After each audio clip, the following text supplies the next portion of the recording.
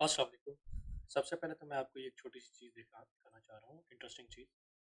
ये देखें यहाँ पे ना मैंने ये वेक्टर की लाइब्रेरी यहाँ पे इंक्लूड की हुई है और एक वेक्टर लिया है। सिंपल प्रोग्राम है। मेन फंक्शन के अंदर मैंने एक वेक्टर लिया हुआ है, ठीक है, इंटीजर टाइप का।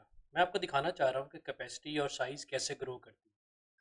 मैंने यहाँ पे सिर्फ किया ये हुआ है कि मैंने कुछ भी नंबर एंटर करने से पहले, कुछ भी ऐड करने से पहले, पुश करने से पहले, मैंने यहाँ पे उसे कहा है कि आप अपना इस वेक्टर का साइज़ दिखाएं मुझे, ठीक है, साइज़ फंक्शन के ज़रिए वेक्टर डॉट साइज, और फिर एक टैब के बाद आप मुझे कैपेसिटी दिखा दें, वेक्टर की कैपेसिटी।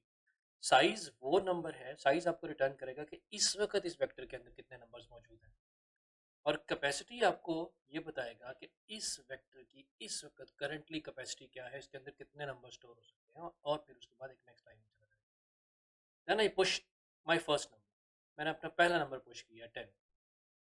उसके बाद फिर मैंने कहा कि अपना साइज और कैपेसिटी शो करो, देन 20 और फिर 30 और 40, और हर दफ़ा मैं उसे ये कह रहा हूँ कि आप साइज़ और कैपेसिटी मुझे मेरे साथ मुझे शो करें, ठीक है। तो ये बड़ा सिंपल सा है। इसकी आउटपुट से आपको ये अंदाज़ा होगा कि इसका साइज़ ग्रो कैसे करता है, ठीक है। ओके, अब अगर आप यहाँ पे देखो, मैं इसको थोड़ा सा जूम इन कर लेता हूँ।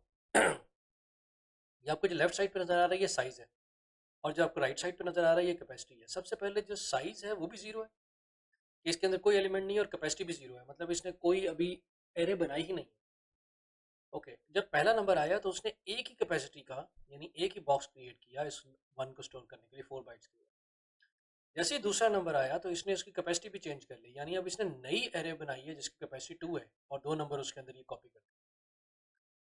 जैसे ही मैंने नंबर 3 स्टोर किया, सॉरी 30 स्टोर किया, जैसे 30 स्टोर किया तो उसका साइज 3 हो गया, यानी अब इसके अंदर 3 वेरिएबल्स मौजूद हैं, ठीक है, 3 सॉरी डेटा मौजूद है, 3 डेटा मेंबर्स मौजूद हैं, ठीक है।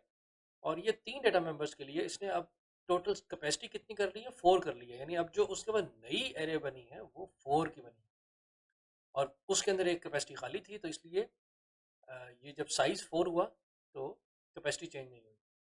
फिफ्थ के लिए उसने कैपेसिटी को डबल कर लिया, 4 के बाद डबल, और सिक्स के लिए उसने फिर उसी को उतना ही रहने दिया। अभी भी दो कैपेसिटी, दो मेंबर्स की कैपेसिटी हमारे पास है, ठीक है। एक चीज़ तो आप लोगों ने ये समझ ली, ओके।